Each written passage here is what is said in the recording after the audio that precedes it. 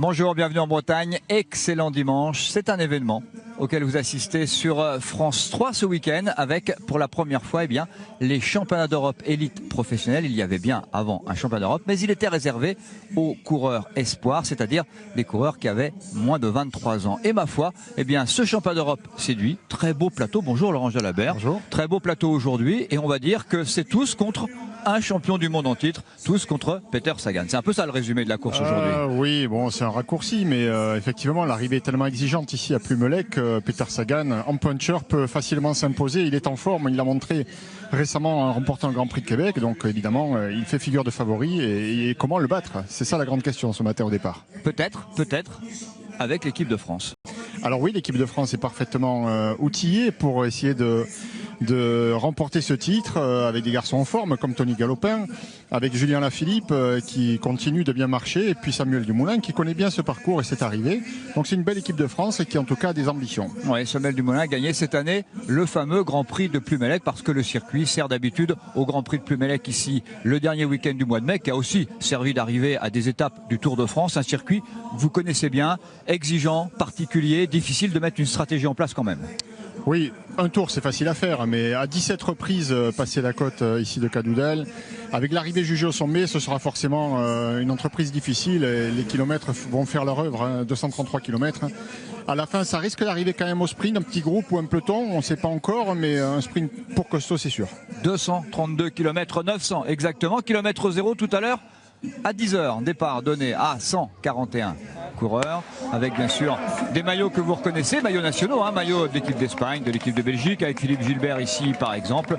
Et vous allez apercevoir bien sûr ici Peter Sagan, on l'a dit, c'est le grand favori aujourd'hui pour être le premier champion d'Europe. On va tout de suite se faire un petit résumé de ce qui s'est passé depuis ce matin, avec bien sûr sur la moto son, grand plaisir comme hier de retrouver Nicolas G. Salut mon Nico. Salut Thierry, salut Laurent. Tous ravis de vous retrouver en effet sur ces routes des championnats de... Ici nous sommes en compagnie du groupe de 19 qui vient de reprendre le dernier rescapé de l'échappée matinale, à savoir le néerlandais Bert-Jan Lindemann. Dans ce groupe figurent notamment deux coureurs français, Nicolas Hédé et Cyril Gauthier. Il y a également l'italien Fabio Aru, et ça n'arrête pas d'attaquer dans ce groupe qui compte un peu moins d'1 minute 30 d'avance sur le peloton des favoris. Ouais, ça vient de se faire, 1:10 exactement, l'écart à 48 km de l'arrivée, un petit peu plus, 48 km 200. Ce groupe qui vient de sortir, Laurent, attention, méfiance quand même. On a entendu par exemple le nom de Fabio Aru, deux coureurs français en protection, des coureurs qu'on a l'habitude de voir dans ce genre de situation, Cyril Gauthier, Nicolas Hédé, le breton et le sartois, mais méfiance avec un garçon comme Fabio Aru. Il va falloir se poser des questions dans le peloton. On a vu tout à l'heure, juste avant de prendre le direct, par exemple Tony Galopin à hauteur du sélectionneur national, Bernard Bourreau à hauteur de sa voiture, pour discuter de la stratégie à mettre en place, parce que championnat d'Europe comme championnat du monde, il n'y a pas d'oreillette. Alors il n'y a pas d'oreillette, et surtout 19 coureurs à l'avant, ça fait beaucoup, donc bien sûr on se pose des questions dans le peloton. Les différentes formations ont besoin d'aller recueillir des nouvelles, savoir qui se trouve devant, parce qu'on n'a pas forcément vu les uns et les autres partir à l'attaque. C'est parti au passage sur la ligne, un passage au sommet de cette côte de Cadoudal en 2 temps, et un groupe donc de 19 s'est constitué à l'avant, et puis directement derrière on voit bien que ça réagit ici avec notamment l'équipe de Belgique, malgré la présence à l'avant de 2 coureurs, Ben Hermans et Jelle van Aendert. L'homme fort de cette formation, Philippe Gilbert, celui qui rêve de devenir le premier champion d'Europe professionnel, a envie donc de rétablir la situation, parce qu'une 10 avec 19 bonhommes à l'avant, ça commence à préoccuper, même s'il ne reste pas beaucoup de kilomètres, mais quand même presque 50. Il faut quand même pas laisser trop de chance à cette échappée qui ne s'entend pas très bien quand même. 19 ça fait beaucoup, et du coup il y a beaucoup de coureurs aussi qui sautent les relais devant. Oui, la tête de course, elle a emmené par un coureur de l'équipe de Slovénie, juste dans sa roue avec ce maillot rouge, un coureur qui représente l'Albanie, des coureurs qu'on a moins l'habitude de voir dans les courses que nous diffusons. Et puis on va retrouver des coureurs que l'on connaît bien. On aperçoit Nicolas Hédé, Cyril Gauthier d'abord ici. Voilà la composition de ce groupe, puisqu'elle vient de se faire. On l'a dit, 2 coureurs français, Nicolas Hédé, Cyril Gauthier. On va voir par exemple un garçon qui sort du Tour d'Espagne chez les Espagnols, David de la Cruz, qui a terminé dans le top 10 du Tour d'Espagne. Attention toujours aux Russes avec par exemple un habitué des circuits, on vient de voir Laboutine. Attention aussi à Paulinho qui aime bien ce genre de course sur un jour, sur un circuit, toujours un peu particulier, on le dit à chaque fois, mais voilà, un championnat du monde, un championnat national et puis maintenant désormais un championnat d'Europe, c'est en circuit, c'est particulier, hein. Il y a 17 tours de circuit aujourd'hui. Oui, c'est vrai que c'est particulier, repasser constamment au même endroit, refaire les mêmes difficultés, ça ne convient pas à tout le monde. Il y a des spécialistes, c'est vrai, vous parliez de Paulinho, c'en est un. Ce garçon avait terminé, c'est loin déjà, hein, c'était en 2004, deuxième des Jeux Olympiques à Athènes, derrière Paolo Bettini. C'était déjà une course en circuit. Et donc, c'est pas surprenant de le retrouver devant, malgré son âge avancé. Alors, depuis ce matin, une échappée de 4 s'était constituée, qui avait pris énormément de champs, 11 minutes. Et on a vu quand même l'équipe de France afficher directement ses ambitions et ses intentions, faisant rouler ses hommes, avec notamment Anthony Delaplace et un petit peu plus tard Lilian Calmejane. On a ramené cette échappée quasiment dans le rang, à moins de 2 minutes avant que la course ne commence véritablement à s'emballer avec différentes attaques dans lesquelles on a été omniprésent côté français. Il est là, ici en tête de course, Fabio Aru dans le groupe de tête, écart qui diminue, 50 secondes à l'instant, voilà, ils ont quasiment repris 20 secondes en 3 km. C'est en file indienne en ce qui concerne le peloton, et en ce qui vous concerne, Nicolas, ça occupe un petit peu toute la largeur de la route, c'est un peu compliqué l'organisation, hein.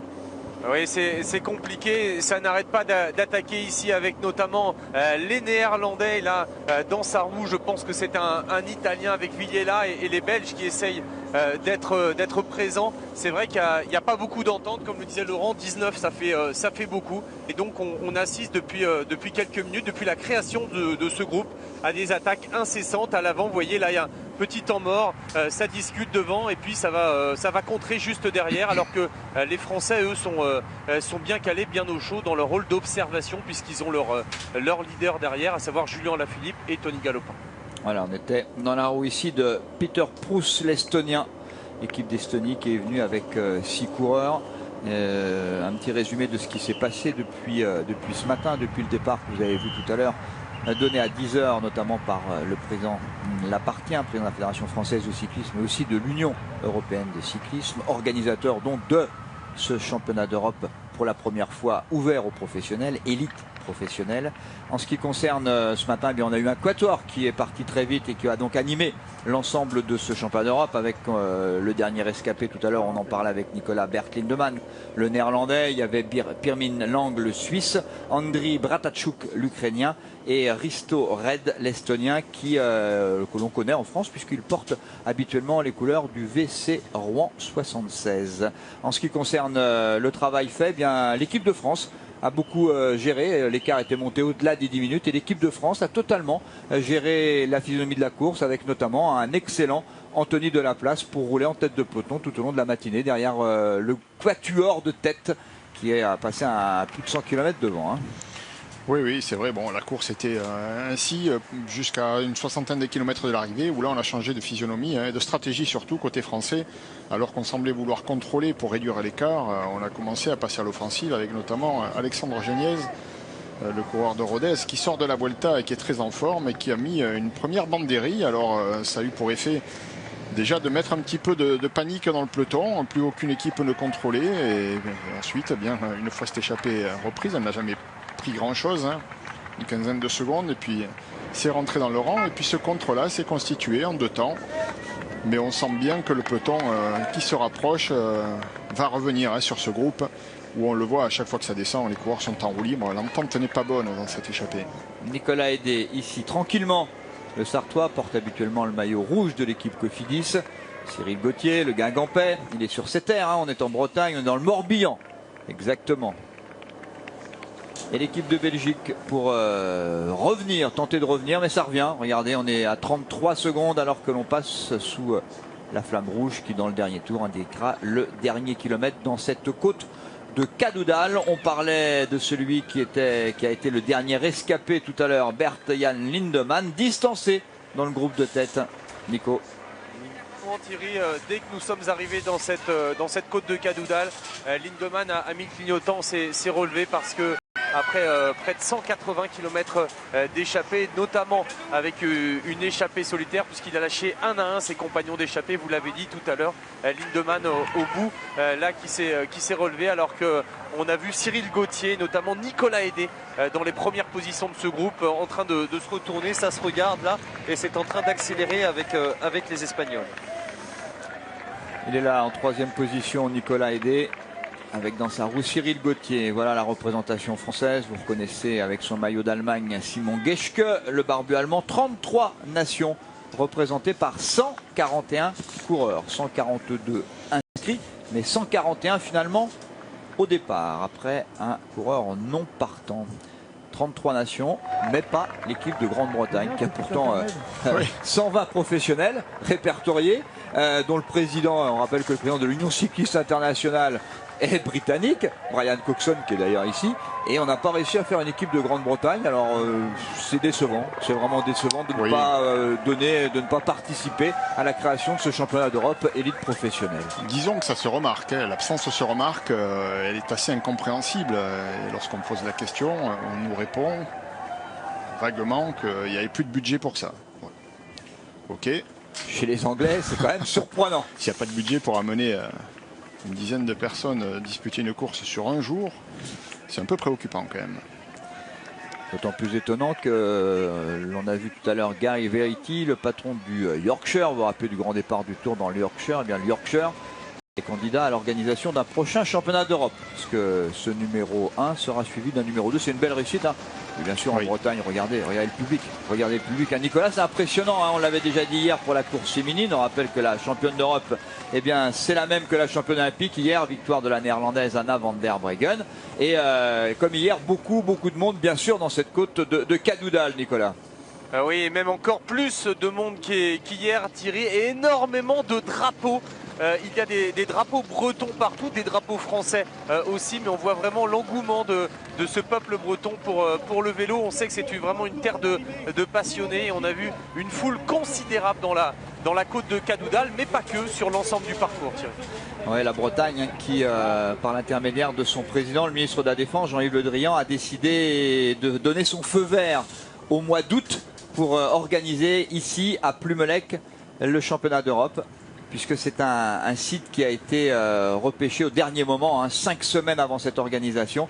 Initialement prévu sur la promenade des Anglais entre Monaco et Nice. Malheureusement, eh bien, au mois d'août, la décision a été prise pour notamment des problèmes de sécurité, de ne pas organiser le championnat d'Europe à Nice, bien sûr, après le drame du mois de juillet sur la promenade des Anglais. C'était compréhensible. Après, il a fallu se bouger, et David Lapartien, qui était alors avec les équipes de France de cyclisme, notamment que ce soit sur la piste ou sur la route aux Jeux Olympiques de Rio, lorsqu'il a appris le forfait, a dû trouver rapidement une solution de repli, et on est venu chez lui en Bretagne, ici à Plumelec. Voilà le centre-ville de Plumelec qu'on connaît bien dans le monde du cyclisme. Je l'ai dit, le Grand Prix de Plumelec, arrivé de différents Tours de France. Eric Zabel a gagné ici, Alejandro Valverde a gagné ici. Vous étiez en tête dans le dernier virage ici. Ouais, mais j'ai perdu. Vous n'avez pas gagné. Elle est difficile cette arrivée. Il y a eu un championnat de France également remporté par Didier Rousse en 2003 en solitaire, après 80 km d'échappée solitaire. Oui, c'est un circuit exigeant, hein. Pas super dur. Cette côte, forcément, au fil des tours, elle marque les organismes. Hein. L'effort est difficile à fournir, et d'autant plus difficile quand l'arrivée est jugée au sommet. Donc c'est vraiment, s'il y a un sprint, ce sera un sprint, on l'a dit au début, pour costaud, des punchers. Et en matière de punchers, on a cité Sagan, bien sûr, qui est dans une forme éblouissante, mais côté français, on a aussi de quoi s'exprimer avec Tony Galopin, avec Julien Lafilippe ou Samuel Dumoulin. Tous les trois sont rapides et très en forme. Et puis bon, il y a aussi une concurrence relevée côté étranger avec les Belges, notamment Mersman, mais aussi surtout Philippe Gilbert, qui n'a plus peut-être l'explosivité de ses jeunes années, mais qui est toujours redoutable quand ça arrive dans une bosse comme c'est le cas aujourd'hui. Sergueï Lagoutine, le groupe de 18 coureurs, 16 secondes seulement d'avance dans cette partie descendante. C'est le rare moment où on peut récupérer un tout petit peu, hein, Nicolas, vous qui êtes devant le groupe de 18, devant l'échappée, mais le peloton est en train de revenir en file indienne avec l'équipe de Belgique notamment pour imprimer le tempo. Oui, c'est le seul moment où on peut récupérer, mais je peux vous dire que Lagoutin, lui, n'est pas en train de récupérer. Il est en train de faire la descente à bloc. Vraiment impressionnant. Nous sommes devant lui et c'est vraiment impressionnant la façon dont il descend. Le Russe à près de 80 km/h. Et malheureusement pour lui et pour ses compagnons d'échappée, le peloton est en train de se rapprocher et n'est plus qu'à 15 secondes de ce groupe de 18. Oui, un groupe avec un nom, Fabio Aru, le coureur italien, qui ne connaît pas du tout ce circuit de Plumelec, mais voilà, il a eu le temps de le voir et de comprendre et de se dire, tiens, je connais mes adversaires. Fabio Aru ce matin au départ avec Nicolas G. Ben vous savez, à première vue, c'est un parcours qui est plus adapté à des coureurs comme Sagan, Alaphilippe ou Galopin, mais je vais tout faire pour tenter ma chance aujourd'hui. Ah ben voilà, il est dans le groupe, dans l'échappée, mais 15 secondes. Dernier écart, 38 km de l'arrivée.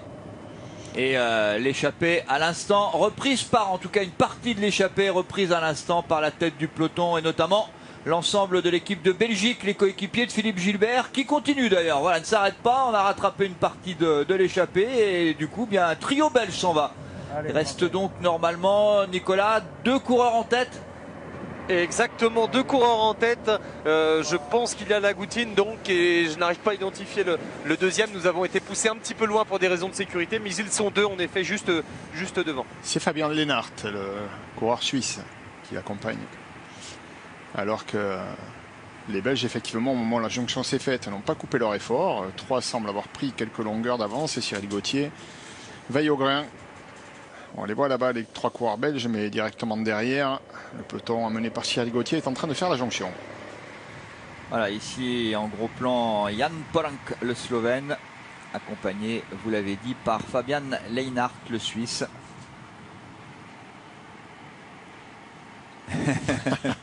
Ah, c'est dur le vélo, hein. Il a de l'humour, Fabian. Tire la langue. Et en Suisse, quand on fait du vélo et qu'on a comme prénom Fabian, ça parle. Référence, bien sûr, si vous ne la voyez pas, Fabian Cancellara. Je dis ça pour ceux qui connaissent un petit peu moins le cyclisme. Il n'y a pas que des férus ou des adeptes du cyclisme qui nous regardent sur France 3. Heureusement d'ailleurs pour les audiences. Les bonnes audiences du cyclisme. Et nouveau temps mort en tête du peloton. Voilà, après ce rythme très soutenu. Alors que Michael Albasini, il va sans vouloir y aller en fait, personne ne suit. C'est trop tôt pour Michael Albasini qui lui aussi a du punch hein, pour pourquoi pas jouer la gagne s'il y a sprint. Mais pas seulement, il peut aussi se glisser dans une échappée, mais avec la présence à l'avant d'un coéquipier, c'est pas à lui évidemment pour l'instant de relancer le rythme.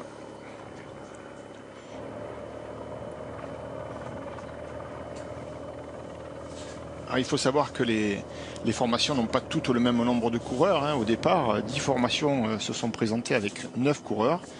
Ce classement est consécutif au classement UCI World Tour, mis à jour au 21 août dernier. Et donc les 10 premières nations classées, 10 premières nations européennes, avaient le droit d'amener 9 coureurs et ensuite c'est dégressif.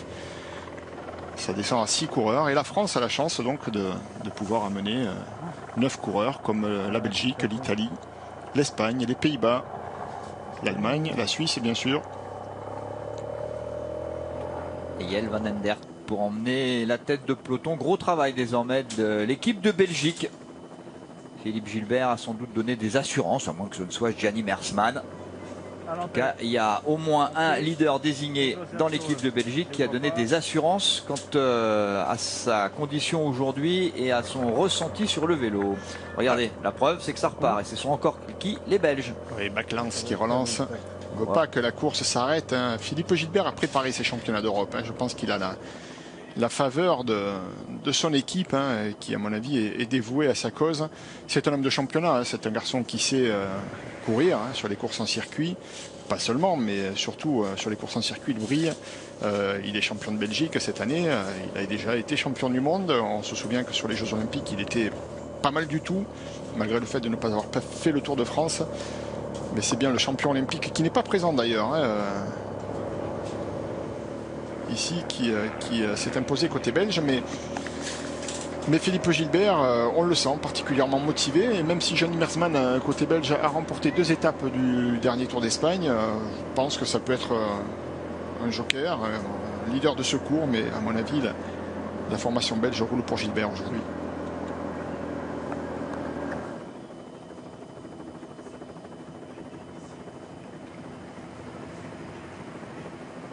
Ouais, on a 3 anciens champions du monde. Le champion du monde en titre. Vous avez parlé aussi de Philippe Gilbert. Rui Costa, il faut rajouter. Jusqu'à Peter Sagan, oui, je disais le champion du monde en titre. Oui, oui. Jusqu'à cette semaine, on avait aussi l'annonce du Polonais Michal Kwiatkowski. Mais finalement, il a été rattrapé pour disputer les Neco Tours qui démarrent demain. Avec notamment la participation de Nasser Bouhanni. Oui, ce qu'on peut relever, c'est que moi je trouve que c'est une excellente initiative, ces championnats d'Europe. J'aurais été trop fier de pouvoir disputer un championnat continental comme celui-ci. Allez, attaque de Maxime Bouet qui relance en tête du peloton côté français. Très en forme, hein, on l'a vu sur le Tour d'Espagne. Et pour Maxime continuer, Bouet. donc, ce qu'on peut relever, c'est que toutes les formations n'ont pas amené leurs meilleurs éléments. Hein. Côté espagnol, on n'a pas amené ce qui se fait de mieux. En tout cas, la matière, pour l'instant, c'est une belle équipe, mais on pouvait faire une super grosse équipe. On ne l'a pas fait. Les Britanniques n'ont même pas souhaité être présents sur ce championnat, en tout cas les Anglais. Ouais, ça c'est quand même... on l'a dit déjà une première fois, on le dit une deuxième fois, mais c'est pas bien. C'est vraiment pas bien, c'est pas une belle image. Avoir boycotté de cette façon le championnat d'Europe de la part des Britanniques, c'est un deuxième Brexit et c'est vraiment pas sympa, c'est pas bien pour le cyclisme. On connaît l'influence depuis quelques années du cyclisme britannique, depuis Bradley Wiggins et Christopher Froome, que ce soit sur la route, que ce soit sur la piste. Et là, même pas une équipe. Alors hier, chez les filles, c'était juste les espoirs, mais enfin, au moins il y avait une équipe de Grande-Bretagne. Alors là, rien. Il n'y a pas de maillot britannique sur la route de Plumelec, puisque c'est le circuit de Plumelec qui sert de cadre au championnat d'Europe, qui va désigner le premier champion d'Europe. Et comme le champion du monde a un maillot habituellement arc-en-ciel sur les épaules, alors pas ici, puisque Peter Sagan est avec le maillot de la Slovaquie, mais tout au long de l'année, le champion d'Europe en 2017 portera un maillot distinctif bleu marine avec des étoiles. C'est un honneur aussi, hein. C'est un privilège, hein. De même que c'est un privilège quand on est champion de France de porter pendant une saison le maillot de champion de France.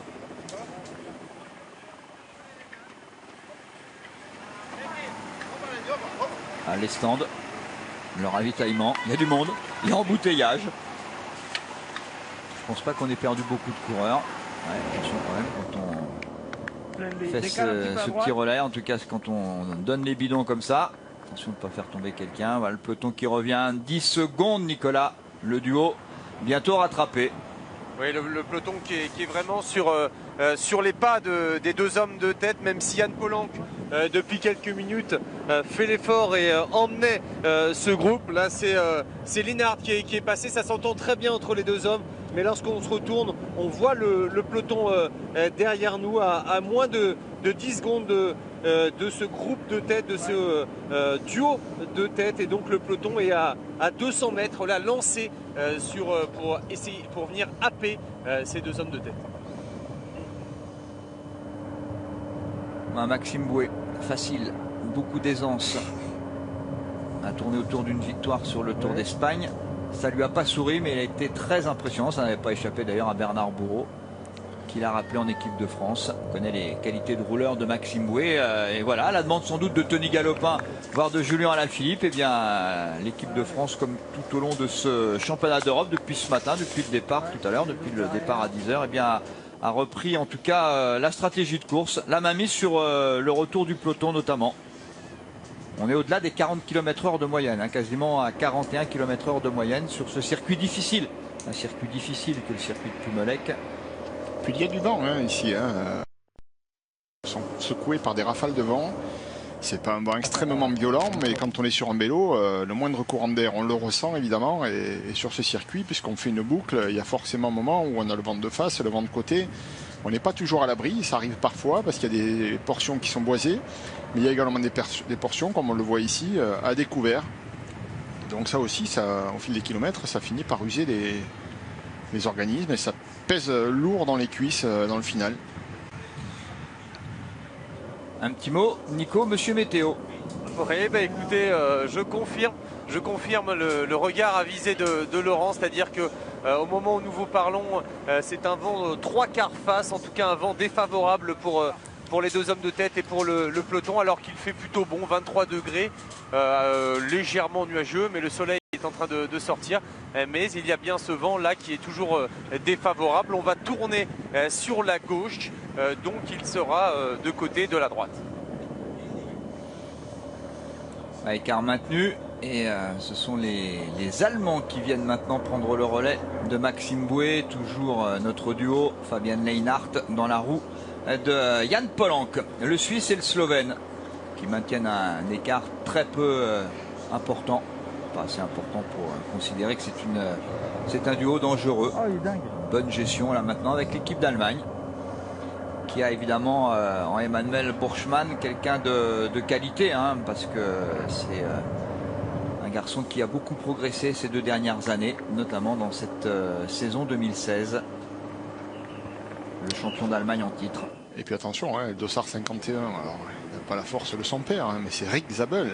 Et en tout cas, il a certainement recueilli des précieux conseils auprès de son père Eric Zabel, qui avait remporté l'étape du Tour de France ici même.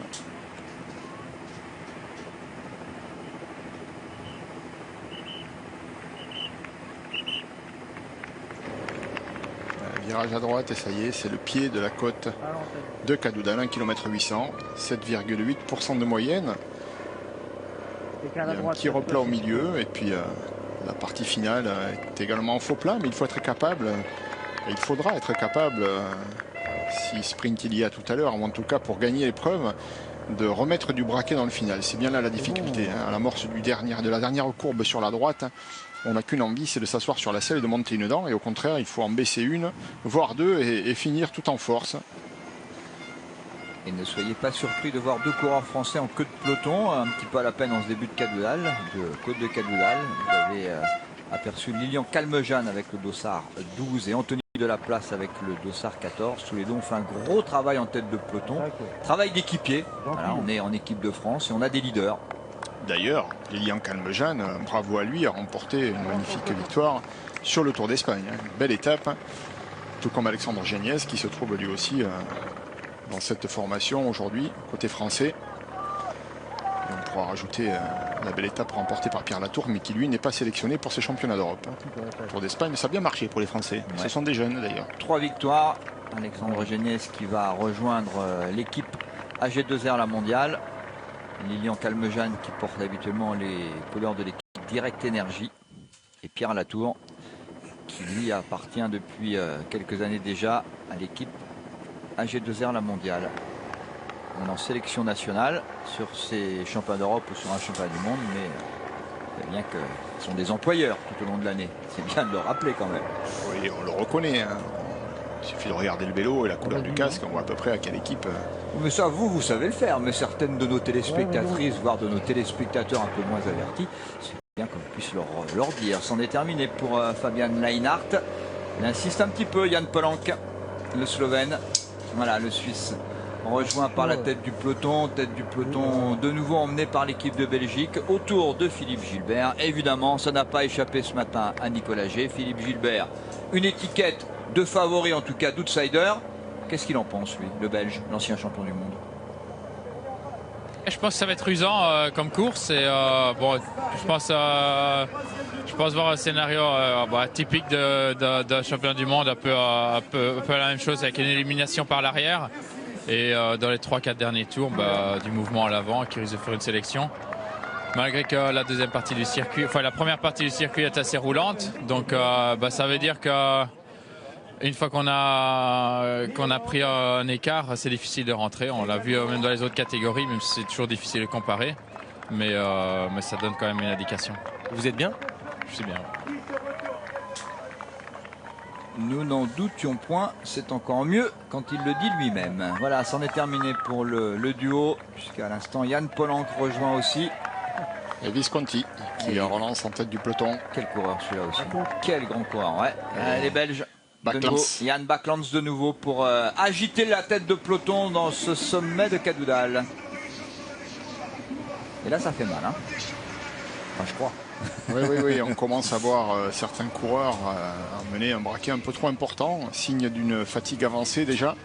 C'est un réflexe, on a tendance à mettre un peu plus de braquet pour accrocher la roue du coureur qui le précède.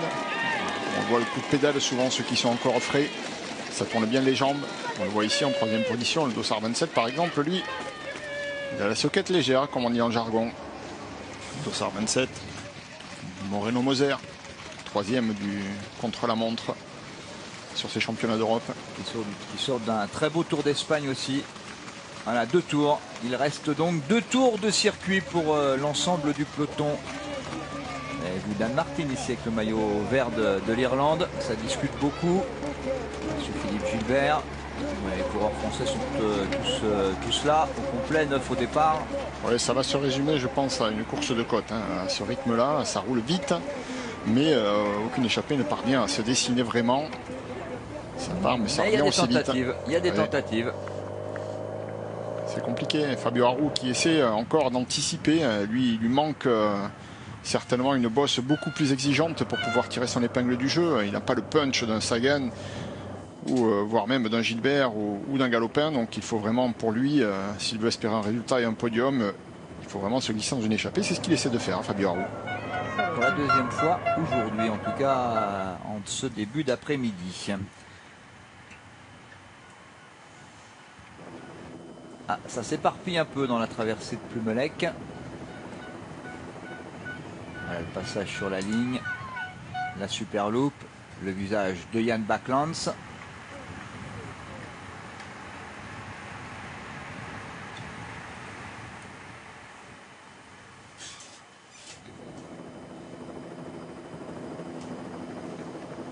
Le golfe du Morbihan et Plumelec, la traversée du centre-ville. C'est un petit village, hein. Et alors je sais pas, je pense que Nicolas n'est pas derrière, mais on a eu une chute, me semble-t-il. En tout cas une annonce de chute. Je vois pas grand chose. Ah bah voilà, ici. Avec notamment Ruben Fernandez, Alexandre Géniez ici. Il faut adresser le guidon, mais là. Gianni Moscone, le prodige italien, qui a signé, qui porte les couleurs de la Sky. Gianni Moscone, prodige italien, grand espoir du cyclisme italien. À la tête de course ici. Et pour ces coureurs là, qui viennent de chuter, un retour reste possible, mais il sera forcément au prix d'un effort très soutenu. Et cette chute les a certainement éliminés de la course au titre. S'ils parviennent à revenir, ils auront laissé des cartouches. C'est l'ouverture de la chasse aujourd'hui. Paraît-il. Pas moi qui vais vous le dire. Pas mon point. C'était peut-être hier, nous dit M. Carré, dites Marie ma mère dans le car. Qui nous accompagne.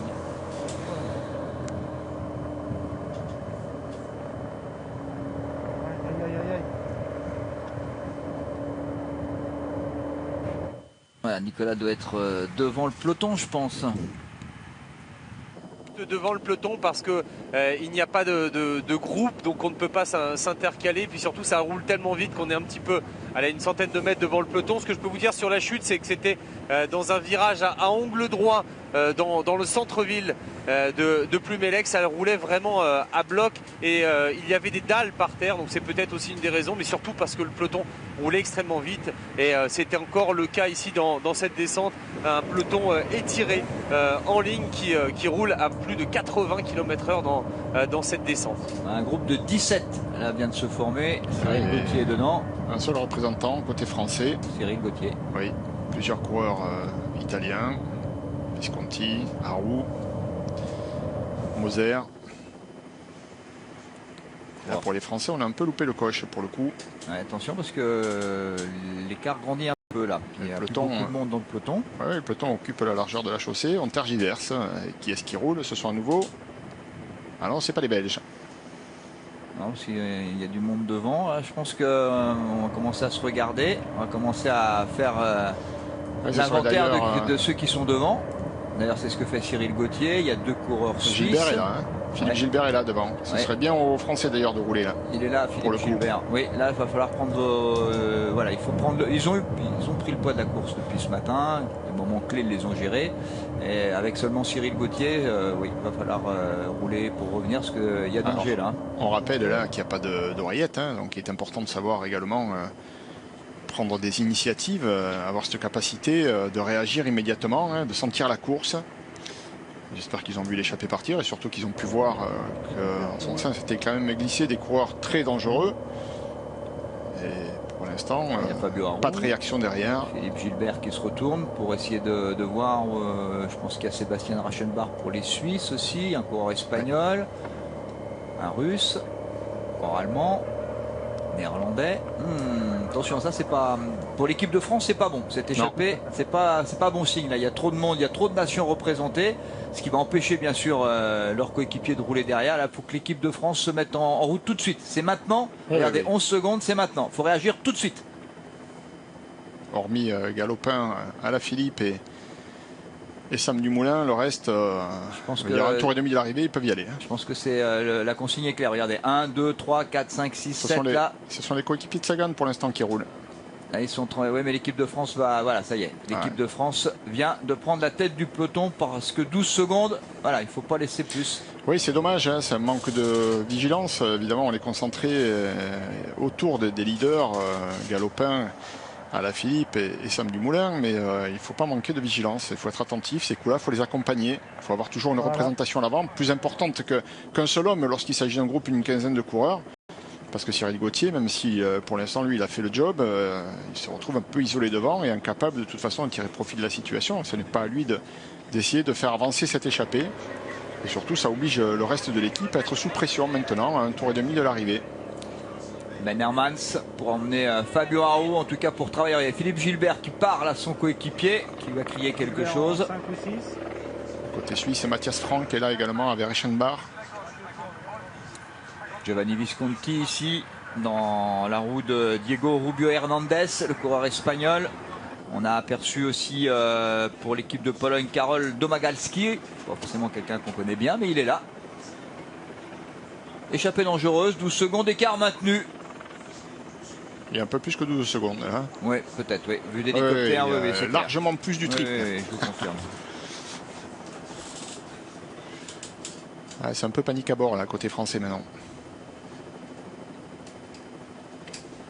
Et l'équipe de France obligée de travailler avec Lilian Calmejane, Calmejane associé au Slovaque, bien sûr. Qui a déjà beaucoup roulé hein, aujourd'hui, oui. hein, qui est pas forcément très frais maintenant pour pouvoir prendre des relais très appuyés, mais voilà, il s'y colle. Ouais, bien sûr, Cyril Gauthier passe poliment, mais sans appuyer sur les pédales. Bon, il Ça freine aussi, il même. faut savoir le faire. Oui, oui, Il il passe freine. pour ne pas se mettre tout le monde à dos, on ne sait jamais, mais bien sûr, c'est pas lui de faire progresser cette échappée. Il y a d'autres formations, et notamment la Belgique ou l'Italie, qui ont davantage intérêt à appuyer fort sur les pédales, à prendre des relais plus appuyés. Et la composition de ce groupe. Hein.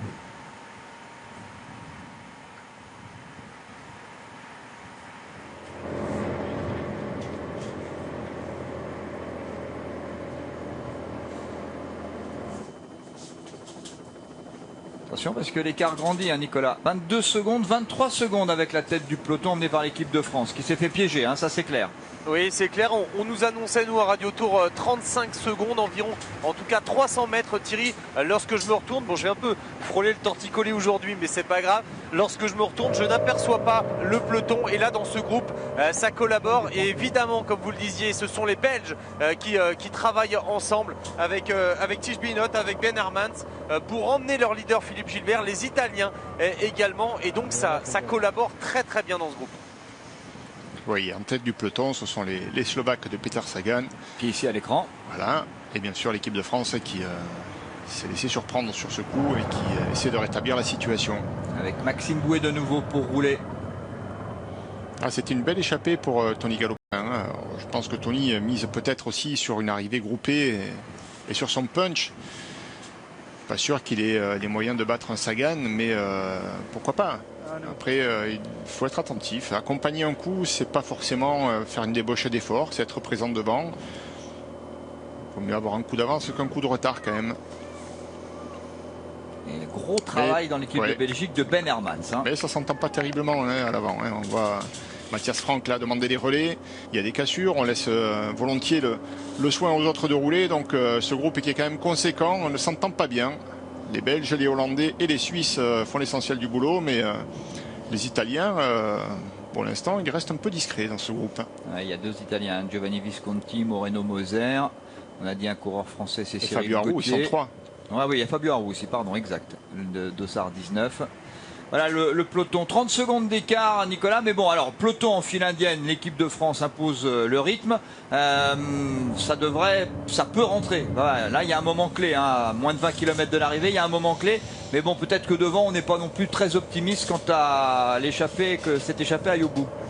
Ouais, ça peut rentrer parce que derrière, si la Slovaquie et la France s'allient, ça va de toute façon être important au niveau tactique. Et devant, c'est vrai que j'ai eu l'impression que ça collaborait. Puis il y a eu ces petites cassures, ça se regarde, avec aussi des Italiens là qui sont comme d'habitude beaucoup dans la stratégie. Et là, je vois Philippe Gilbert qui est en patron et qui vient dire à Visconti, allez, maintenant tu vas rouler, parce que Visconti, ce que j'allais vous dire, c'est que depuis tout à l'heure, il était en dernière position, il n'a pas mis un coup de pédale.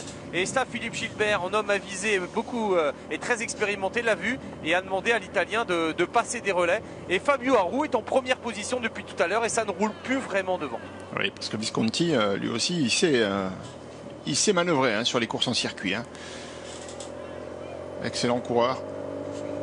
Giovanni Visconti, habituellement dans l'équipe Movistar. Et qui sent qu'il y a peut-être un coup à faire sur une échappée comme ça. S'il profite un peu du travail des autres, pourquoi pas. Pour l'instant, l'écart est simplement stabilisé. Écart autour des 30 secondes. On va voir si derrière du peloton ici, et si l'équipe de France est capable de revenir sur la tête de course. Le temps pour nous vient de tourner une page de pub et on revient sur la route des championnats d'Europe.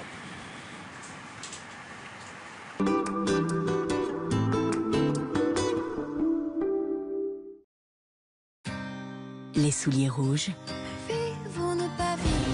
Un conte musical avec Cœur de pirate, Arthur H et Marc Lavoine.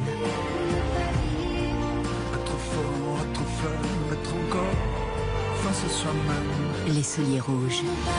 Un album événement. Avoir des jumeaux, c'était pas prévu.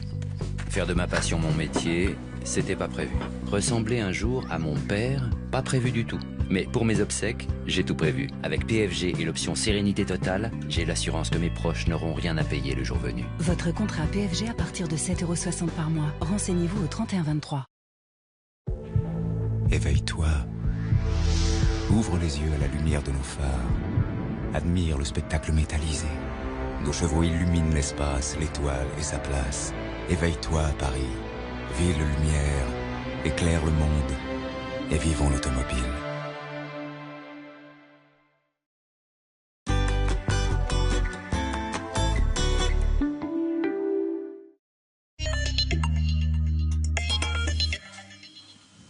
Vous avez quitté un court instant, 30 secondes, c'était l'écart tout à l'heure. Vous revenez et vous vous apercevez qu'il n'y a plus que 23 secondes d'écart entre le groupe de tête, 22 à l'instant, et la tête du peloton, emmenée notamment par l'équipe de France. Gros boulot de Ben Hermans dans le groupe de tête, qui a perdu un homme, Nicolas.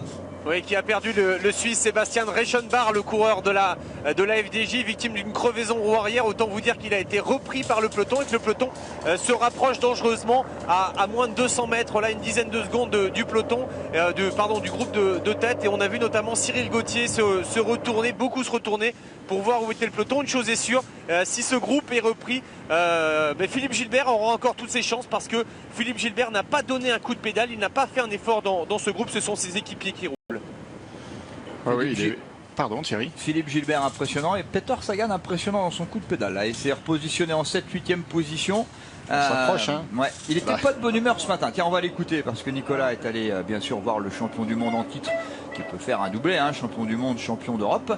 Et ma foi, ce matin, il n'était pas trop de bonne humeur. Ça lui arrive de temps en temps et en général, il paraît que c'est plutôt bon signe. On l'écoute. Ouais, je me sens bien. Et en plus, vous êtes très en forme après votre victoire au Québec. Vous êtes l'un des favoris, si ce n'est le grand favori aujourd'hui. Ouais, ça on verra. C'est sûr que je suis venu ici pour essayer. Si ça se passe bien, tant mieux. Bon, si ça se passe pas bien, tant pis, j'aurais essayé. Et qu'est-ce que vous pensez de ce parcours? Je sais pas, je l'ai pas encore vu. Ça serait énorme pour vous, après avoir été champion du monde, de devenir champion d'Europe ici. Si tu veux, on en parlera après l'arrivée. Peut-être que vous allez l'interviewer, Nicolas, c'est possible. Hein. S'il est champion d'Europe, vous pourrez en reparler tranquillement. Avec le sourire.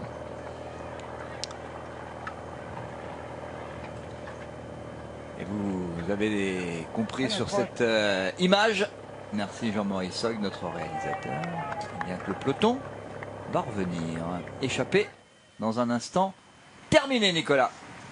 Échappé quasiment terminé, ça y est, le peloton a une dizaine de mètres maximum de cette échappée pour aborder pour l'avant-dernière fois cette côte de Cadoudal, et c'est quasiment sûr qu'on va assister à des contres, à des attaques, et pourquoi pas les Français, Thierry. Bien sûr, ne soyons pas trop cocorico, mais évidemment, l'équipe de France a toutes ses chances pour avoir un champion d'Europe. Ils ont leur chance. Maintenant, ceux qui ont roulé là, qui se sont mis dans le rouge avant d'aborder cette pénultime ascension de Cadoudal, ceux-là, ils vont pas pouvoir attaquer. Hein. Donc, s'il doit y avoir une attaque, c'est Cyril Gauthier à nouveau, ce sera Julien Lafilippe, Tony Galopin ou Samuel Dumoulin, mais pour les autres, on a un petit peu le cœur dans la boîte à gants là. Hein. Il va falloir récupérer surtout. Et on est pratiquement sous la flamme rouge. Donc c'est pas le moment de pouvoir souffler. Regardez ici Maxime Bouet, illustration de ce que je viens de vous dire, qui peine après avoir pris de gros relais. Il a bouché 30 secondes et maintenant forcément il passe par la trappe. Ouais, dans cette avant-dernière ascension de Cadoudal, Ben Hermans, impressionnant aux côtés de Philippe Gilbert, peloton revenu, un peloton qui est en train de perdre une partie de ses coureurs, en tout cas qui est en train de se disloquer dans cette fin d'ascension de Cadoudal, où se dispute habituellement l'arrivée du Grand Prix Plumelec-Morbihan, créé en 1974, qui s'est longtemps appelé à travers le Morbihan, en tout cas Grand Prix Plumelec de 1974 à 1990, à travers le Morbihan, et puis désormais depuis 2006 c'est Grand Prix Plumelec-Morbihan, gagné cette année par un certain Sam Dumoulin. Il est dans l'équipe de France, vous le verrez tout à l'heure, il attend son heure, on l'écoute ce matin avec Nico. Ouais, c'est un circuit que je maîtrise de par sa spécificité, avec une montée d'1 km 500 qui me convient bien, un sprint aussi qui est un petit peu particulier en faux plat montant après un virage et un petit peu de vent, une trajectoire qui n'est pas forcément rectiligne, il y a beaucoup de paramètres à prendre en compte. Et évidemment, Julien et Philippe, Tony, ils me sont supérieurs.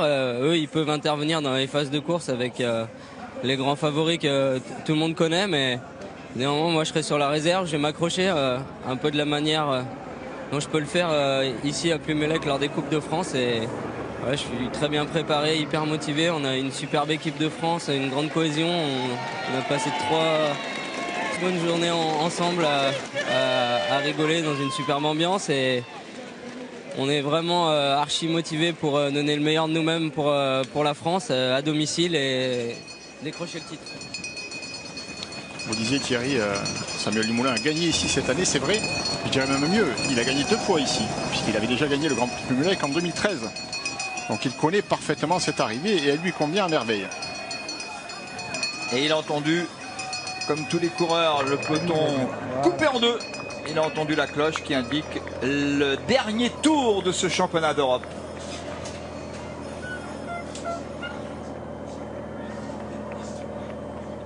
Et là, ça grimace. Hein. Ça tire dans les jambes. 219 km 200 au compteur pour les coureurs. 232 900 donc au total, avant d'être sacré champion d'Europe peut-être, ce dont rêvent les Italiens. Et de revêtir pour la première fois pour un coureur professionnel le maillot bleu européen avec les étoiles jaunes, qui fut longtemps porté, enfin en tout cas qui fut porté par notre regretté Laurent Fignon lorsqu'il avait remporté le Tour de la Communauté européenne, qui partait du Val d'Oise. C'était le début de la reconnaissance de l'Europe à l'époque. C'était en septembre 1990, comme le temps passe trop vite. C'est Moreno Moser qui est sorti à nouveau côté italien.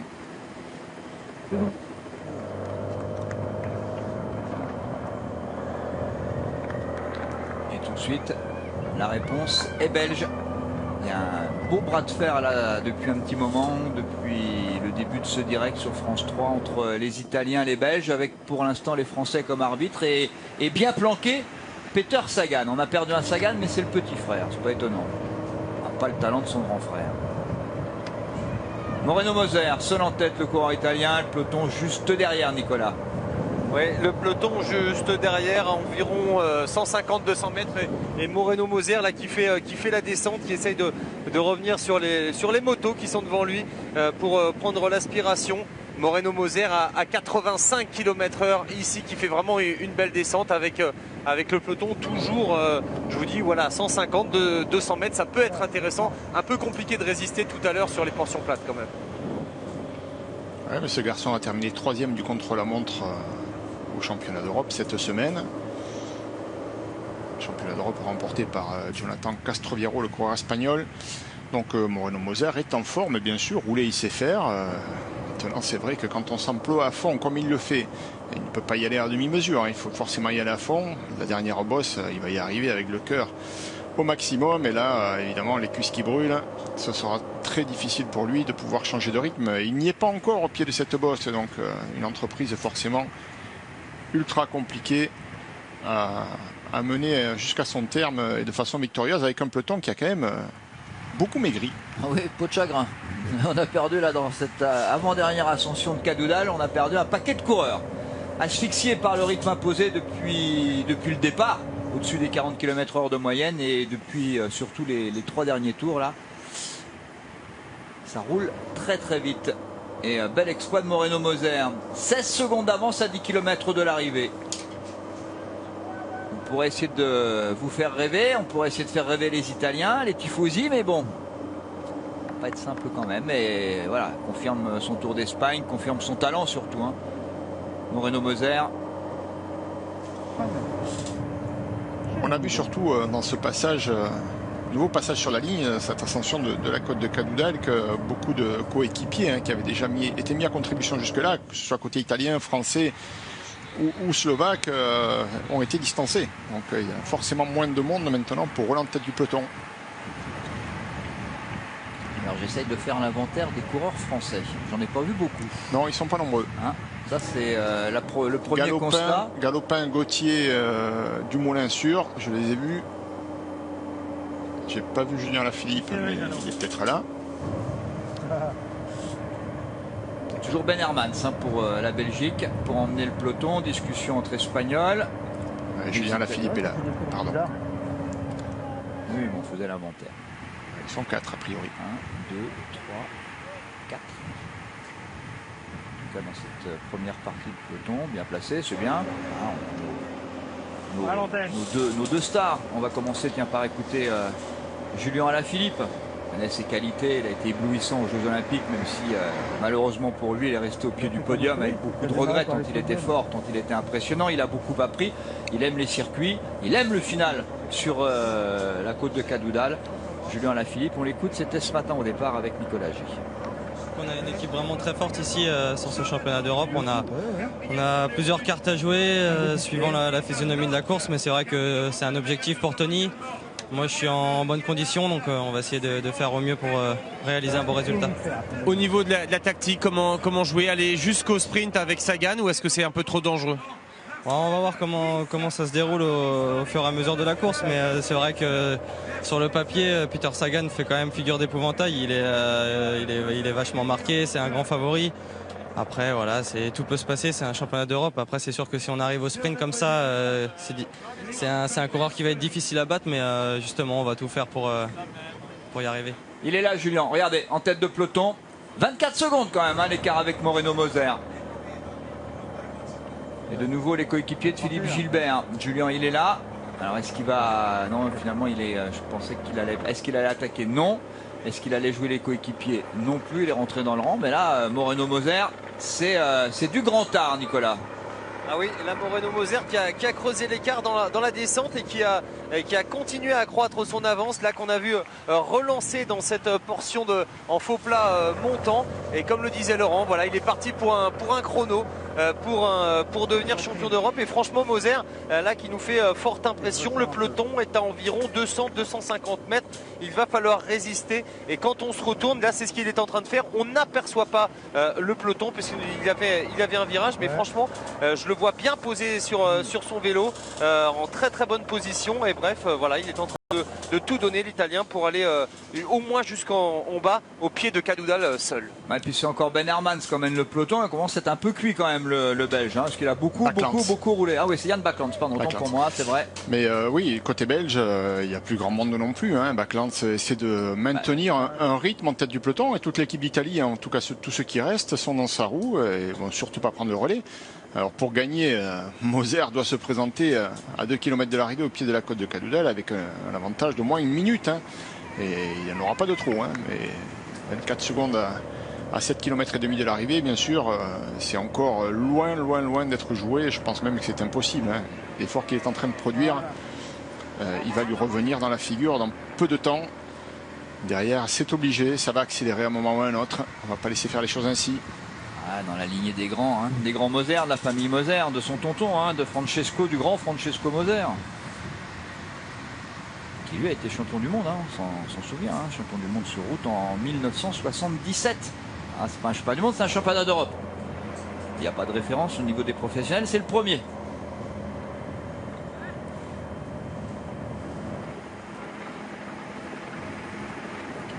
Pas de victoire ces dernières années. Sa dernière victoire, c'est la Strade Bianche en 2013 en Italie pour Moreno Moser. Les Espagnols qui prennent le relais des Belges avec, attention, dans cette équipe d'Espagne, Dani Moreno. Hein, lui aussi, les arrivées en bosse, c'est faire. Surtout quand c'est le mur de 8 sur la flèche wallonne, par exemple. Ouais. En référence à une de ses belles victoires. C'est moins dur que le mur de 8 ici. Hein. Petite feuille dans la roulette du dérailleur arrière de Moreno Moser. C'est joli, ça fait du bruit quand vous êtes en gamin. Voilà, ça fait un petit moteur. Et bon là, c'est moi. On discute, regardez, le quatuor français là, on discute. Cyril Gauthier avec Sam Dumoulin par exemple. Oui, c'est le moment de s'organiser. Hein. Attention, 30 secondes. Hein. Là, c'est à mon avis l'écart maximal que peut autoriser le peloton à Moreno Moser, hein, Nicolas. Oui, et pourtant, comme vous le disiez, ça s'affaire derrière. Mais Moser, franchement, là, il vient encore de relancer, alors qu'il vient d'arriver encore sur un faux plat montant. On l'a vu relancer, le voilà dans une descente. Et franchement, Moser qui donne tout et qui est vraiment impressionnant. Là, alors que le peloton est toujours 30 secondes. Donc on est loin de la minute annoncée par Laurent pour être au pied de Cadoudal, pour être vainqueur au pied de Cadoudal. Il va arriver là au ravitaillement. Et il aura ensuite encore 4 km pour essayer d'aller au bout. On sait que c'est un formidable rouleur, c'est sa spécialité le contre-la-montre. Yann Backlands pour les Belges. Vous voyez comment le peloton a diminué, il en reste une trentaine. Allez, 35 si je suis généreux. Fabio Aru toujours là, on a fait un beau championnat d'Europe. Après, il faut conclure. J'ai pas regardé Peter Sagan, tiens. Vous l'avez vu, Laurent? Oui, il est là. Il est là, mais Sagan, il n'a pas évidemment... Il est tout seul. Oui, voilà, il ne pourra pas compter sur grand monde pour l'aider, mais enfin, là, c'est chacun pour sa pomme. Hein, dans les tout derniers kilomètres, l'équipe de France qui s'est consultée, qui s'organise à présent, qui commence à remonter, à repositionner Tony Galopin, Julien Alaphilippe et Samuel Dumoulin. Alors, voilà, entre eux, ils se sont certainement dit lequel avait encore de bonnes jambes, lequel pouvait espérer jouer un grand résultat. Et on rappelle que le dernier champion d'Europe français, alors en espoir hein, bien sûr, c'est Cyril Gauthier. Hein. Et Moreno Moser, 30 secondes, 5 km. Attention quand même. Hein.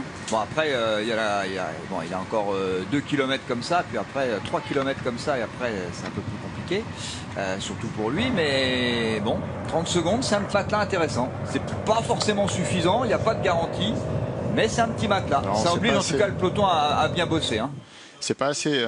Moreno Moser, ici, il s'emploie au maximum. Il ne peut pas, même sur un faux plat descendant, se permettre de faire un temps mort. D'abord un temps de roue libre pour récupérer. Non, il faut toujours appuyer fort sur les pédales, toujours mettre du développement. Et quand il va arriver à 2 km de l'arrivée, prendre le virage à droite et arriver au pied de la côte de Kadouda, là, il faut être en mesure d'accélérer encore, en tout cas de tenir cette cadence toujours. Dans le peloton, ça va accélérer inévitablement avec les coureurs qui vont préparer le sprint pour leur puncher. Les 30 secondes, elles vont fondre très rapidement à cet endroit-là. Et voilà. Ça fond déjà d'ailleurs. Yann Backlands en train de récupérer après avoir emmené le peloton. On a vu, c'est Cyril Gauthier qui travaille. On a beaucoup discuté dans l'équipe de France. Et on va prendre, attention là, Sagan sur la jante. Peter Sagan, il n'y a pas de coéquipier, fait le boulot lui-même. Hein. Ouf, comment il est encore impressionnant. Cyril Gauthier, on a discuté, peut-être que voilà, il a la réponse. Ce sera Sam, ce sera Julien ou ce sera Tony Galopin qu'on écoute? Ouais, c'est important. J'ai fait le maximum pour être en forme aujourd'hui. J'ai fait un programme en fonction de ça, donc je pense que tout va bien et j'espère être au top aujourd'hui. Voilà, on sait que vous êtes en forme, vous avez gagné il y a quelques jours au Grand Prix de Wallonie. On vous cite parmi les favoris. Quand on cite Sagan, vous, Julien, on voit juste? Ouais, je pense que sur le papier, il y a quelques coureurs qui se dégagent en tant que favoris, mais voilà, ça reste une course d'un jour. Il peut y avoir des favoris, des coureurs marqués, des surprises, voilà, donc on sait ce que c'est, il va falloir se méfier, il y a des nations très solides, donc ça va être une course ouverte. Pour la tactique, comment vous voyez ça? Est-ce que vous voyez ça comme chez les filles hier, c'est-à-dire tout dans le dernier tour, ou est-ce que vous pensez parce que voilà, Sagan va peut-être attendre aussi, comment vous voyez ça?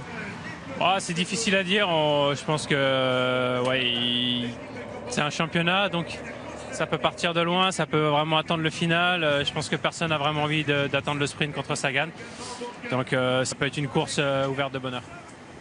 Et les Polonais pour prendre le relais sont là avec 3 coureurs, malgré l'absence de Michal Katowski, leur ancien champion du monde. Il y a Michal Golas qui est bon, mais bon, regardez l'écart a diminué. Moitié de temps, le temps d'écouter Tony Galopin, et il a perdu la moitié de son avance. Moreno Moser, plus que 15 secondes sur le travail mené par l'équipe de Pologne. Cyril Gauthier a reculé, mais nos 3 favoris sont là, en tout cas nos 3 espoirs de médailles sont là, parce qu'il n'y a pas que le titre de champion d'Europe. On rêve bien sûr d'un titre de champion d'Europe, mais il y a aussi une médaille d'argent, une médaille de bronze aujourd'hui de distribuer. Julien Alaphilippe là qui vient se replacer côté droit dans la roue de Visconti. Essayer de revenir peut-être à hauteur de Peter Sagan en 4e position. Tony Galopin quasiment au milieu de la route. Il se débrouille bien Sagan tout seul. Hein, ouais, ça va, pas de problème pour lui. Allez, ça ne fait que grimper maintenant jusqu'à l'arrivée. Ça y est, c'est parti. Il se retourne, Moreno Moser. Voilà, dès les premiers mètres de cette côte de Cadoudal. Ouais, il bute. Voilà, c'est un rouleur. Il a beau se mettre en danseuse. Il est en train de buter et on va donc avoir une explication avec beaucoup de ceux qui étaient annoncés parmi les favoris. Regardez, on est quasiment le peloton, en tout cas ce qu'il en reste, occupe la largeur de la route. Allez, ça part côté suisse, en tout cas un coureur suisse à droite. Ouais. Avec ici Mathias Frank justement, vainqueur d'étape sur le Tour de France. Tour d'Espagne. Tour d'Espagne, pardon. On va dire que c'est le Tour d'Espagne. Attention là. Ouais. Là, il a coupé l'élan un petit peu. Pas beaucoup même. De la route. C'était Luis Sanchez, toujours en tête Moreno Moser, mais c'est fini. C'en est terminé pour le coureur du Trentin, rejoint par un de ses coéquipiers. C'est vraiment un coéquipier. Hein. Ils sont 2 du même pays. Un Italien peut toujours en cacher un autre.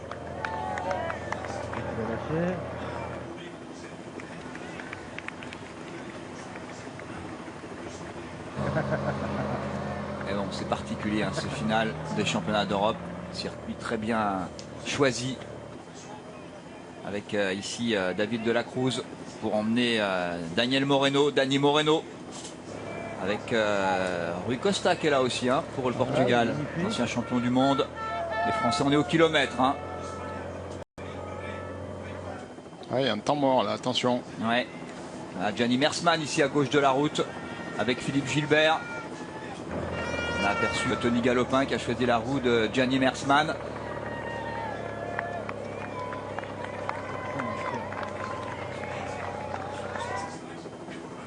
Ah, Gianni Mersman qui fait le travail. Dani Moreno. Voilà, c'est Ben Hersman qui revient à droite de la route, tout de suite pris en chasse là par Nicolas. Par Julien Alaphilippe. Julien Alaphilippe. Alaphilippe, il a la sanquette. Hein. On sent qu'il y a de la reprise. Et on se rappelle qu'on parlait de la Flèche Wallonne. Hein. C'est là qu'il s'est révélé parmi les meilleurs du monde, sur Liège-Bastogne-Liège aussi. Et le final lui convient bien à Julien.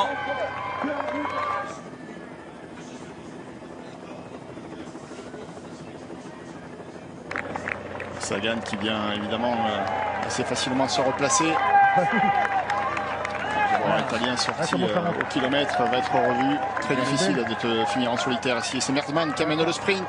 Gianni Mersman qui fait le travail sans doute pour Philippe Gilbert. Ouais, il le cherche, Gianni Mersman. Mais il n'est pas là. Il n'est pas là. On va avoir un sprint à droite de la route. Voilà, ça revient maintenant. Je cherche Peter Sagan. Il est là en deuxième position Julien, dans la route. Dani Moreno. Julien Alaphilippe, attention, là, après le virage, il faut produire l'effort. Il va vite, Julien Alaphilippe, il va être sur le podium. Là aussi. Et Sam connaît bien, mais c'est Dani Moreno qui emmène pour l'instant devant Peter Sagan. Dani Moreno, Peter Sagan, bien sûr. Peter Sagan qui jaillit à droite de la route et qui va sans doute s'offrir après un titre de champion du monde, assumer son rôle de super favori. Il est premier, deuxième Dani Moreno et troisième Julien Alaphilippe, me semble-t-il. Et quatrième Sam Dumoulin. Voilà, les Français qui vont avoir quelques regrets, mais pas trop parce qu'on ne pouvait pas battre. Super, Sagan. Oui, l'accélération, elle est fulgurante évidemment. Hein. Peter Sagan, voilà, c'est exactement ce que l'on imaginait qu'il était capable de faire et il l'a fait. Il a cette capacité-là de pouvoir changer de rythme en 200 mètres. Alors que Dani Moreno avait quand même fait l'effort juste avant le virage. Mais c'est encore loin, là. Il y a 250 mètres. Sprint un peu long pour Dani Moreno qui s'est pas écroulé, mais qui n'a rien pu faire contre l'accélération ensuite de Peter Sagan. Voilà, qui a attendu le bon moment, sa distance pour changer de rythme. Et là, dans les jambes et dans la tête des autres, c'est forcément très très compliqué. Julien Alaphilippe qui fait l'effort, qui essaie de venir au moins chercher une médaille d'argent, mais je crois qu'il ne passe pas. Dani Moreno. Le champion du monde est aussi le champion d'Europe. On fera le maillot de champion du monde jusqu'au mois d'octobre. Voilà. C'est un peu plus compliqué sur un circuit beaucoup plus plat. On parle d'un championnat du monde, bien sûr, qui va se dérouler en direct sur France 3. Que ce soit les filles le samedi et les garçons le dimanche.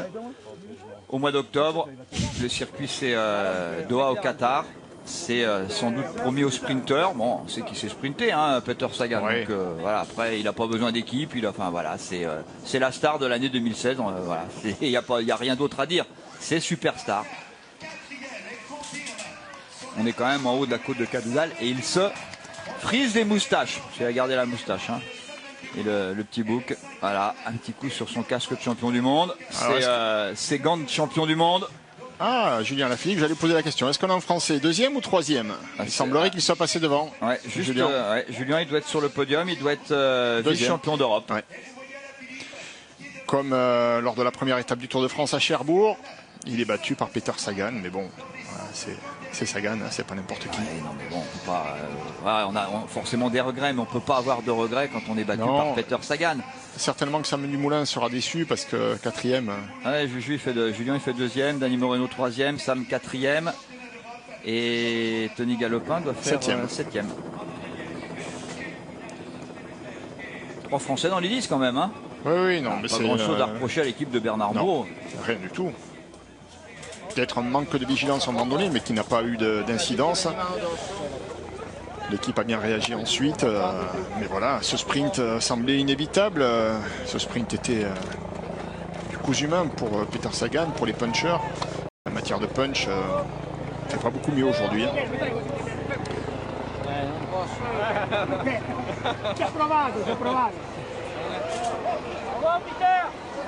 Quel coureur! Quel coureur! Vraiment un grand coureur. Félicité ici par Sergio Paulinho, le portugais. Coéquipier chez Tinkoff. Parce que bon, il a quand même pris voilà, une envergure complètement différente, hein, surtout depuis son titre de champion du monde à Richmond, mais surtout par rapport à cette année 2016. Hein, chaque fois qu'il est dans une course, il brille. Alors que voilà le classement définitif de ce championnat d'Europe, la confirmation de la deuxième place, vice-champion d'Europe, Julien Lafilippe, abonné un peu aux deuxième place, Dani Moreno, l'Espagnol est troisième, complète le podium, autour de Peter Sagan. Sam Dumoulin confirme qu'il aime bien la Coupe de Cadoudal, quatrième pour Sam, c'est bien, qui va maintenant s'attaquer à la Coupe de France, en tout cas au final de la Coupe de France, il peut être le premier coureur à remporter 3 fois la Coupe de France, ce sera dans 15 jours. Ce sera au Tour de Vendée, le final à La Roche-sur-Yon. Petr Vacoq est 5e. L'ancien champion du monde Rui Costa, le portugais, 6e. Tony Galopin confirme 7e. Philippe Gilbert 8e. Diego Ulissi, c'est lui qui était sorti, coureur italien, est 9e. Et donc Luis Leon Sanchez 10e. Que du beau monde, hein. C'est un beau, hein. Oui, mais quand c'est dur, beau classement, hein. Quand c'est dur, on retrouve forcément les meilleurs. Et effectivement, le classement est conforme à ce que l'on pouvait attendre. En tout cas, Sagan a répondu présent tout simplement, et pour les autres il n'y a pas de regret à avoir, chacun a fait ce qu'il avait à faire, mais on le savait avant le départ, il y avait un os à ronger, c'était Peter Sagan qui a fait le choix de faire les Jeux Olympiques sur le VTT, qui est revenu un petit peu fâché, il n'était pas très causant au Grand Prix de Plouay, il n'était pas beaucoup non plus ce matin, on dirait que ça l'agace finalement de courir sur la route, mais quand l'arrivée se profile à l'horizon, quand elle lui convient, il retrouve en tout cas le sourire et le chemin de la victoire. Donc alors, ça va aller mieux pour l'interview là. Alors, il avait pris rendez-vous avec Peter Sagan, Nicolas, donc il ira le voir tout à l'heure, puisque ce matin il lui avait donné rendez-vous après l'arrivée, donc ils vont se retrouver. Et puis nous, on va essayer d'avoir Julien Lafilippe pour savoir si il est déçu d'être encore une fois deuxième, ou s'il n'est pas déçu finalement, parce qu'il est battu par Peter Sagan. C'est ce que va lui demander Nicolas tout de suite. Julien qui nous fait le plaisir de venir très vite après la course. Julien, voilà, deuxième derrière Sagan. Vous n'avez pas à rougir. Ouais, voilà, encore une place d'honneur, mais je peux quand même être satisfait. On a vraiment passé une bonne journée avec l'équipe de France. On a fait ce qu'on avait à faire. On a été concentré toute la journée pour faire une course intelligente et voilà, on est arrivé dans des bonnes conditions pour jouer la gagne avec encore Samuel Dumoulin qui était l'homme rapide de l'équipe, Tony Galopin et moi. Voilà, je suis tombé encore sur Peter Sagan qui est tout simplement incroyable, quoi. Donc j'ai pas à rougir et je suis quand même content de terminer deuxième de ces premiers championnats d'Europe. Racontez-nous ce sprint justement, la côte de Cadoudal et ce sprint face à Sagan.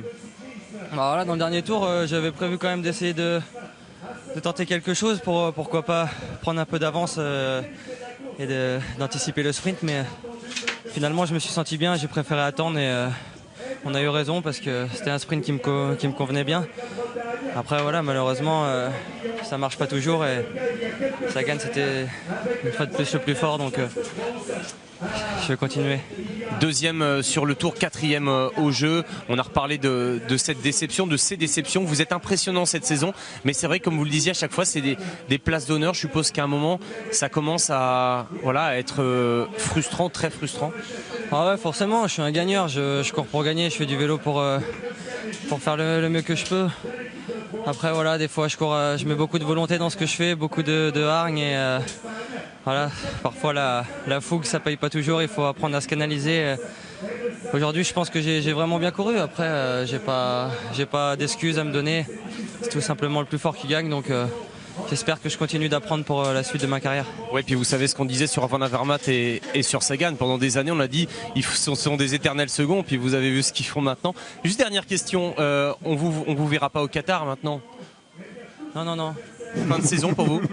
Je pense que je vais finir sur le Tour de Lombardie, mais c'est encore à voir, c'est pas officiel, mais je me sens bien. J'aimerais bien aller donner un coup de main à Dan Martin et pourquoi pas faire quelque chose de bien avec mon équipe là-bas. Merci beaucoup Julien, merci. On rappelle que son équipe, c'est écrit, hein, c'est Tix Quick-Step bien sûr, l'équipe belge de Patrick Lefebvre. On revoit les derniers mètres et le sacre de Peter Sagan qui lui a choisi d'aller complètement à droite de la route. Oui, il a choisi surtout en changeant de rythme de s'écarter complètement pour que personne ne prenne son sillage. Alors on pourrait se demander si le résultat côté français n'aurait pas pu être meilleur, si vous savez, c'est toujours, moi je fais toujours le raisonnement à l'envers. Quand on a deux coureurs de la même équipe qui font une place d'honneur, on se dit il y en a un qui aurait peut-être pu se sacrifier pour l'autre. Si Sam Dumoulin avait amené Julien, est-ce qu'il aurait pu gagner Julien Lafilippe? Quand on voit l'accélération brutale qu'est capable de mettre Sagan, il n'y a pas de regret à avoir. On ne pouvait pas faire mieux que deuxième aujourd'hui. Voilà, le sacre annoncé de Peter Sagan. Voilà, on l'a fait à chaque fois. Il est trop fort. Il est trop fort, Sagan, et Sagan, ça gagne. Ça gagne, et Sagan d'ailleurs qui sera demain, Thierry, à l'Eneco-Tour. Hein. Il y a un jet latent tout à l'heure pour rejoindre. Voilà, il sait se concentrer. Information recueillie par Raphaël Jeune. Il sait se concentrer, Peter Sagan, sur les objectifs importants. Et demain, il sera auprès de son équipe pour courir une course World Tour. Voilà, il sera là, certainement obligé d'y être, mais il a mis les moyens en place en tout cas pour être à la hauteur de sa réputation. Il a parfaitement bien géré le dernier tour. Hein. Il avait perdu l'ensemble de ses équipiers slovaques, ce qui n'est pas une surprise. On s'y attendait. Et il a parfaitement bien géré. D'abord la sortie de Diego Ulissi, il ne fallait pas se méprendre. Hein. On va revoir ensemble le dernier kilomètre. On va attendre le podium pour voir ce premier maillot de champion d'Europe. Et puis Julien Alaphilippe sur un podium européen, c'est quand même une belle performance. Voilà, on a failli voir le dernier kilomètre. On a revu une petite carte postale en passant que Peter Sagan enverra. Non, son père est là. C'est pas la peine de l'envoyer parce que j'ai vu papa qui le suit partout. Toujours, il était juste à côté de nous tout à l'heure, juste après l'arrivée. Ben Hermans qui a fait un gros boulot pour Philippe Gilbert. Bon, chaque équipe au niveau de la stratégie a bien couru, sauf qu'il y a un homme qui est plus fort parce que lui il a couru sans équipe, Peter Sagan, et il gère, voilà, il sait gérer, s'affole jamais, sait bien se placer. On l'avait vu facile là à un moment, on l'avait pas vu beaucoup, puis dans le dernier tour, dans l'avant-dernier tour on a commencé à le voir, bien placé, il jauge, il juge, et ça marche souvent quand même, parce que c'est vrai qu'on l'a souvent vu deuxième, mais enfin depuis quelques temps c'est jackpot à chaque fois avec Peter Sagan. Et cette arrivée, c'est vrai qu'elle est compliquée à gérer. On a eu l'occasion d'y passer à 17 reprises pour les coureurs. Il faut vraiment produire l'effort au moment opportun. Et c'est pas David Evideia qui nous dira le contraire, le coureur italien qui a coincé. Il est sorti au kilomètre, mais l'effort est beaucoup trop intense. Même Moreno qui est sorti à 250 mètres s'est brûlé les ailes. Il est parti trop tôt. Avec un Sagan dans la roue, c'est forcément perdu d'avance. Et ça a été une formalité pour Peter Sagan. Avec cette accélération. Impressionnant d'assumer le rôle de grand favori de cette façon. Il y a du génie, dans Peter Sagan. Il a couru juste comme Julien l'a fait, comme Moreno l'a fait aussi, on l'a pas vu. Il a fait une course d'attente en se disant, moi de toute façon, mon opportunité elle est là, elle est au sprint en puncher. Donc on l'a vu apparaître à 5 km de l'arrivée quand c'était le moment. On rappellera qu'il n'a que 26 ans, Peter Sagan. Il est né en 90. Et commence à avoir un palmarès impressionnant. Champion du monde, champion d'Europe, ça c'est fait. Je rappelle qu'il a gagné 5 fois le maillot vert sur le Tour de France. Et puis bon, c'est quand même 4 victoires d'étape sur le Tour d'Espagne. Il en est déjà à 7 sur le Tour de France. Il fait 11 au total sur les grands tours. Il vient de gagner, on le disait, on le rappelait, il était en forme, on le savait, parce qu'il venait de gagner le Grand Prix de Québec. Il avait gagné Montréal, il a gagné le Grand Prix Harelbeke, le GPE 3, il a gagné 2 fois Gand-Wevelgem, il a quand même gagné cette année le Tour des Flandres, on dit que c'est quand même sa grande année, déjà 2016, Tour de Pologne, Tour de Californie, je vous en passe, pas le détail, chez les grandes. Quel coureur. Puis il amène une certaine fraîcheur, il amène. Voilà, il va marquer l'histoire du cyclisme. Mais ce qui est étonnant, Thierry, j'ai lu dernièrement qu'il s'ennuyait sur la route. Il n'y a pas que lui, je dois vous dire, de temps en temps. Non, mais c'est quand même assez surprenant d'entendre ça. Il s'ennuie sur la route. On l'a vu faire le championnat, les Jeux Olympiques en VTT, avec une réussite qui n'a pas été au rendez-vous, parce que certainement qu'il manquait un petit peu de maîtrise par manque de pratique. Mais il s'ennuie sur la route. Et ça, c'est étonnant. Un gars qui gagne aussi souvent, qui est capable de sortir ça. Je commence à m'ennuyer sur la route. Oui, mais alors, on va dire qu'aujourd'hui, selon lui, je ne mets pas dans sa tête, on ne va pas parler pour lui. J'espère qu'on arrivera à l'entendre à la descente du podium. On aura encore assez de temps d'antenne, on va surtout voir le podium. Peut-être que lui, il se dit, aujourd'hui, j'ai gagné. Allez, en faisant bien le dernier tour et en attaquant ici, dans les derniers mètres. Voilà, j'étais le plus fort. Regardez, j'ai le temps de me retourner, j'ai le temps de, j'ai géré ma course aujourd'hui, mon dimanche. Il se résume, à cette montée de Cadoudal. Je gagne, je suis le meilleur, je suis le plus fort. Ouais, la preuve, regardez, c'est moi, je suis slovaque. Merci, je suis le meilleur. Et tout le reste de la journée, je me suis embêté. Oui. C'est peut-être un peu ça. Hein. Après, oui, mais je crois qu'au fond, c'est un peu ça. Il est tellement facile que je pense qu'il est un petit peu blasé maintenant par tout ce qu'il réalise. Tout semble facile pour lui. Et du coup, il a besoin d'un peu de piment. Et le VTT, ça l'a fait sourire, même s'il n'y a pas eu la réussite qu'il espérait. Il était victime de 2 crevaisons. Il était impressionnant. Hein. Ça va mieux là, hein, il a la banane là. Ouais, puis il a pris le maillot il a pris le drapeau de la Slovaquie. Oui, je pense que ça va lui faire plaisir. Ça va lui faire plaisir.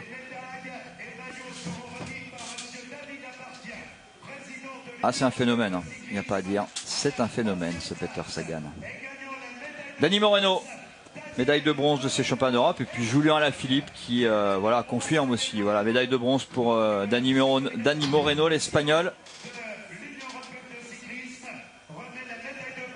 Final lui correspondait parfaitement, leader dans cette équipe d'Espagne qui était venu sans Alejandro Valverde. A été un bon client pour Peter Sagan. Voilà l'ovation pour Julien Alaphilippe. Il aura beaucoup appris en 2016 et à un moment ou un autre le déclic va lui arriver et il va gagner. Voilà le sacre, la poignée de main pour celui qui est très respecté, admiré. Voilà, plaît beaucoup d'âmes aussi. Et voilà, c'est un phénomène, c'est surtout un super champion. Le champion du monde devient le premier champion d'Europe dans une course ouverte aux élites professionnelles. Pour l'appellation exacte, et David Lappartient, le président de l'Union cycliste européenne, lui remet ce maillot blanc, bleu avec des étoiles de champion d'Europe qu'il ne portera pas, en tout cas pas jusqu'au championnat du monde. Oui, pas jusqu'au 16 octobre, voilà. Parce qu'il est champion du monde jusqu'au 16 octobre. Mais après, peut-être. Et après, s'il ne garde pas son titre de champion du monde à Doha au Qatar, je vous rappelle, à vivre en direct sur France 3. Regardez, j'ai pas l'horaire en tête avec le décalage horaire. Regardez le programme, on aura une bande-annonce pour vous dire tout ça. J'ai pas l'horaire en tête. Et je sais pas si Christophe Barrier est capable de me le crier dans le casque. J'ai pas l'horaire en tête et Christophe non plus. Voilà. On a oublié une petite chose. Alors on va se quitter avec ce podium des championnats d'Europe et le sacre attendu du grand Peter Sagan. Tout de suite, c'est Nous sommes tant aimés avec Marcello Mastroianni et puis Cyril Ferraud vous présentera comme tous les dimanches, personne n'y avait pensé, le 19-20, n'oubliez pas. Et puis ce soir, tout le sport après le journal des Jeux paralympiques pour conclure ces Jeux paralympiques de Rio en ce dimanche. Tout le sport avec, vous reverrez, la victoire de Peter Sagan. Bravo, allez, bravo à l'équipe de France, Sam Dumoulin, Maxime Bouet, Anthony Delaplace, Cyril Gauthier, Nicolas Hédé, entre autres, on les salue, et puis Lilian Calmejane aussi, sans les casques, sans les lunettes. C'est bien, bravo, le sacre ici à Plumelec, en Bretagne, dans le Morbihan, de l'homme du cyclisme 2016, monsieur Peter Sagan, champion d'Europe. Bravo, au revoir et à bientôt pour du vélo sur France 3.